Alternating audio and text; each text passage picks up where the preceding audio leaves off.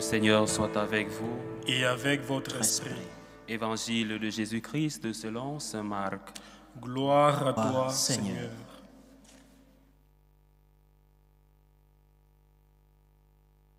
En ce temps-là, Jésus se retira avec ses disciples près de la mer, et une grande multitude de gens venus de la Galilée le suivirent, de Judée, de Jérusalem, d'Idumée, de Transjordanie, et de la région de Tyr et de Sidon. Vinrent aussi à lui une multitude de gens qui avaient entendu parler de ce qu'il faisait. Il dit à ses disciples de tenir une barque à sa disposition pour que la foule ne l'écrase pas, car il avait fait beaucoup de guérisons, si bien que tous ceux qui souffraient de quelque mal se précipitaient sur lui pour le toucher. Et lorsque les esprits impurs le voyaient, ils se jetaient à ses pieds et criaient : « Toi, tu es le Fils de Dieu. » Mais il leur défendait vivement de le faire connaître. Acclamons la parole de Dieu. Louange à toi, Seigneur Jésus.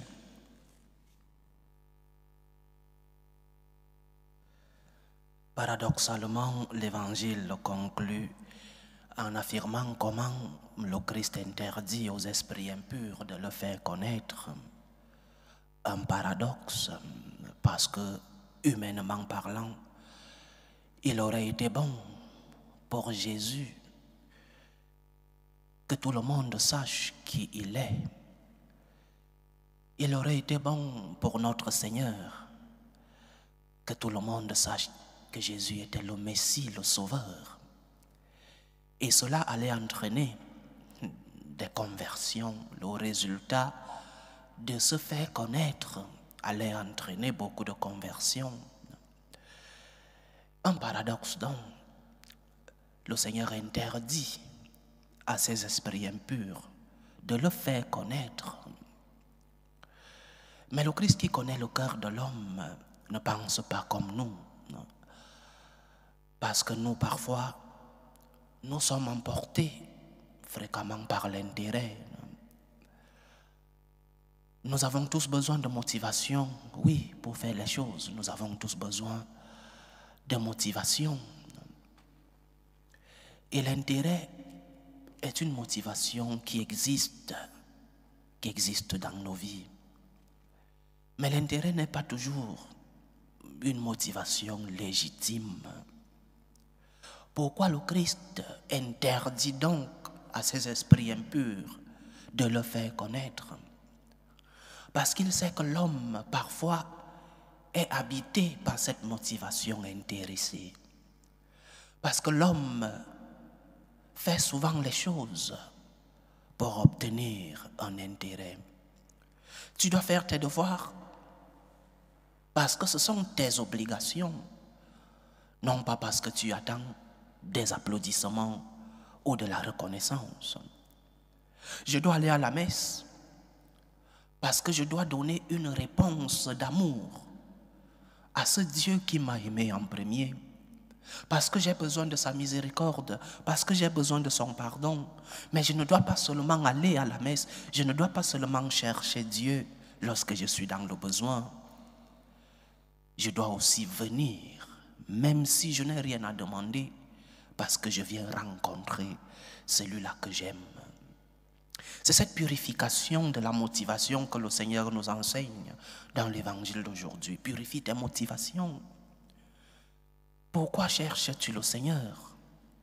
Le Christ essaye donc de purifier le cœur de l'homme pour qu'il ne le cherche pas par intérêt, pour qu'il le cherche par amour. Non pas parce que l'homme reçoit de Dieu, mais parce qu'il comprend qu'il doit donner une réponse d'amour. Et cet amour qu'il a reçu de Dieu. Pose-toi donc la question, pourquoi cherches-tu Dieu? Quelle est la motivation qui t'anime dans ta recherche du Seigneur? Parce que le Seigneur est le Dieu qui te remplit, ou alors parce que tu cherches à donner une réponse d'amour à celui-là qui t'a aimé en premier. Purifie donc tes motivations, disais-je. Purifie tes motivations. Que ce serait dur pour un parent d'expérimenter que ces enfants qui sont sortis de la maison ne reviennent à la maison ou lui envoient de temps en temps un message seulement lorsqu'ils sont dans le besoin. Ce parent se sentirait mal parce que son enfant qui est parti de la maison ne revient que lorsqu'il est dans le besoin ou alors ne lui envoie un message que parce qu'il cherche quelque chose derrière. Et pour les amis, que ce serait dur pour un ami de savoir que l'autre ne vient vers lui que lorsqu'il est dans le besoin. Ne dirons-nous pas que c'est une amitié intéressée? Parce que dans la logique divine, dans la logique chrétienne, nos relations doivent avoir comme première motivation l'amour. Nos relations entre nous, mais aussi et surtout notre relation avec Dieu. Mets-toi à la place du Christ. Ceux-là qui le cherchaient seulement parce qu'ils savaient que le Christ pouvait faire un miracle. Mets-toi à la place de notre Seigneur qui a souffert parce qu'il a vu que la motivation de cela n'était qu'une motivation intéressée. Le Seigneur vient purifier tes motivations. Le Seigneur vient purifier tes intentions. Le Seigneur vient purifier ton cœur. Cherche Dieu parce que tu veux l'aimer. Cherche Dieu parce que tu veux lui donner une réponse d'amour. Cherche Dieu parce que tu sais qu'il t'a aimé en premier et qu'il est juste et bon que nous donnions cette réponse d'amour à ce Dieu qui nous aime, à ce Dieu amour. Demandons au Seigneur de nous aider à purifier nos intentions, à purifier nos motivations, à le chercher parce que nous voulons l'aimer. Et l'amour, comme dit Saint Paul, l'amour te donne tout. L'amour, lorsque tu as construit ta relation avec Dieu basée sur l'amour, tu recevras la récompense des enfants de Dieu. Tu recevras la félicité sur la terre et la félicité éternelle avec Dieu au ciel. Construis donc ta relation avec Dieu sur l'amour. Seigneur, je veux t'aimer. Seigneur, aide-moi à t'aimer. Seigneur, même si je suis dans le besoin, aide-moi à te chercher parce que je veux t'aimer. Seigneur, aide-moi à construire une relation d'amour avec toi. Dieu est amour. Nous devons lui donner une réponse de gratitude pour l'amour que nous avons reçu de lui.